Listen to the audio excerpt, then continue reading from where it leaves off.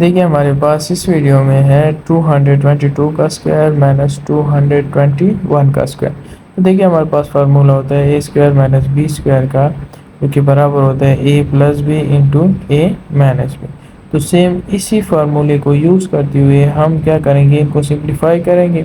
For example ये हमारे पास 222 ए है और 221 बी है, तो इसको हम लिख सकते हैं एक टाइम प्लस में 222 प्लस 221 इंटू 222 माइनस 221।